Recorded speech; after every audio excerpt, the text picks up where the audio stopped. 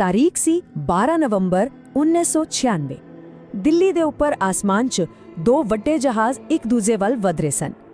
ਇੱਕ ਸੀ Saudi airlines ਦਾ Boeing 747 ਜੋ ਦਿੱਲੀ ਤੋਂ ਉਡਾਨ ਭਰ ਰਿਹਾ ਸੀ, ਤੇ ਦੂਜਾ ਸੀ ਕਜ਼ਾਕਿਸਤਾਨ 에ਅਰਲਾਈਨਸ ਦਾ ਇਲਿਊਸ਼ਨ 76 ਜੋ ਦਿੱਲੀ 'ਚ ਲੈਂਡ ਕਰਨ ਵਾਲਾ ਸੀ।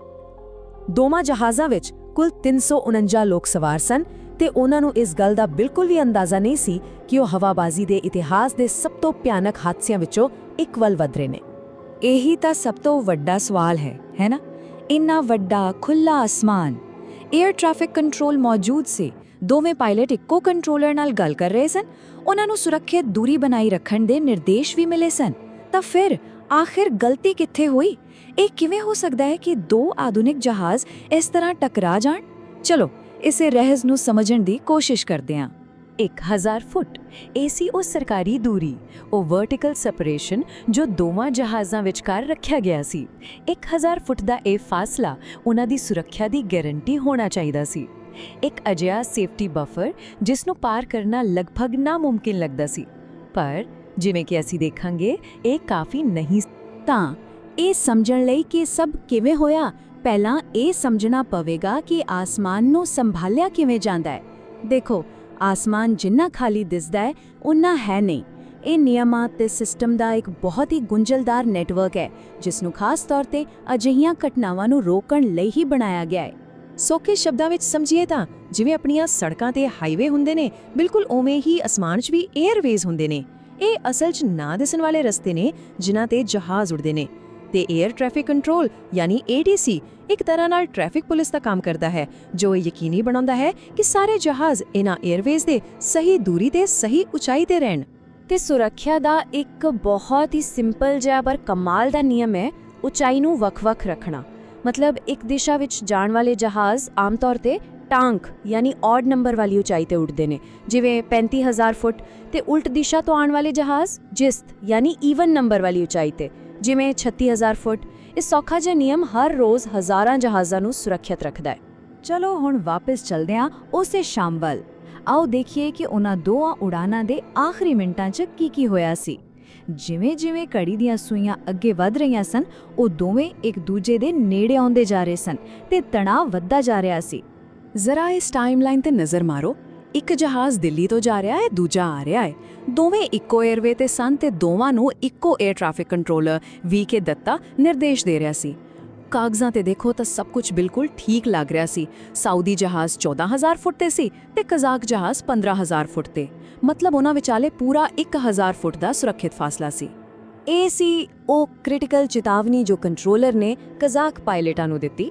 ਹੁਣ 12 ਵਜੇ ਉਲਟ ਦਿਸ਼ਾ ਦਾ ਮਤਲਬ ਬਹੁਤ ਸਾਫ਼ ਹੈ ਕਿ ਇੱਕ ਜਹਾਜ਼ ਬਿਲਕੁਲ ਤੁਹਾਡੇ ਸਾਹਮਣੇ ਤੁਹਾਡੇ ਵੱਲ ਹੀ ਆ ਰਿਹਾ ਹੈ। ਇਹ ਇੱਕ ਸਟੈਂਡਰਡ ਚੇਤਾਵਨੀ ਹੋਣੀ ਚਾਹੀਦੀ ਸੀ, ਪਰ ਇਸ ਤੋਂ ਬਾਅਦ ਜੋ ਹੋਇਆ ਉਹ ਬਿਲਕੁਲ ਵੀ ਸਟੈਂਡਰਡ ਨਹੀਂ ਸੀ। ਤੇ ਇੱਥੇ ਆਉਂਦੀ ਹੈ ਕਹਾਣੀ ਦੀ ਪਹਿਲੀ ਵੱਡੀ ਗੜਬੜ, ਭਾਸ਼ਾ ਦੀ ਸਮੱਸਿਆ। ਦੇਖੋ, ATC ਤਾਂ ਅੰਗਰੇਜ਼ੀ 'ਚ ਗੱਲ ਕਰ ਰਿਹਾ ਸੀ, ਪਰ ਕਜ਼ਾਕ ਕਰੂ ਨੂੰ ਸਿਰਫ ਰੂਸੀ ਆਉਂਦੀ ਸੀ। ਵਿਚਾਲੇ ਇੱਕ ਰੇਡੀਓ ਆਪਰੇਟਰ ਸੀ ਜੋ ਟਰਾਂਸਲੇਟ ਕਰ ਰਿਹਾ ਸੀ। ਇਸੇ ਚੱਕਰ 'ਚ ਦੇਰੀ ਵੀ ਹੋਈ ਤੇ ਗੱਲ ਵੀ ਠੀਕ ਤਰ੍ਹਾਂ ਸਮਝ ਨਹੀਂ ਆਈ।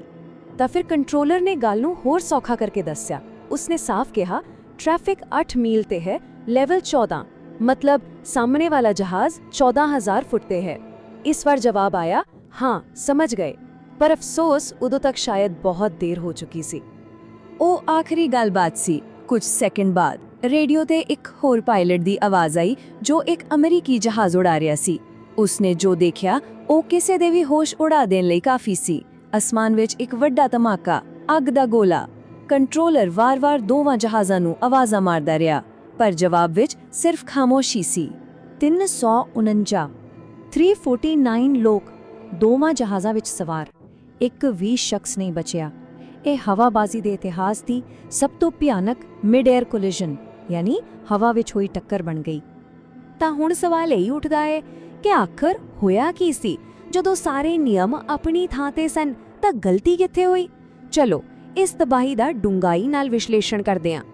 ਯਾਦ ਹੈ ਨਾ, ਕਜ਼ਾਕ ਜਹਾਜ਼ ਨੂੰ ਸਾਫ਼-ਸਾਫ਼ 15000 ਫੁੱਟ ਤੇ ਰਹਿਣ ਲੈ ਕੇ ਆ ਗਿਆ ਸੀ।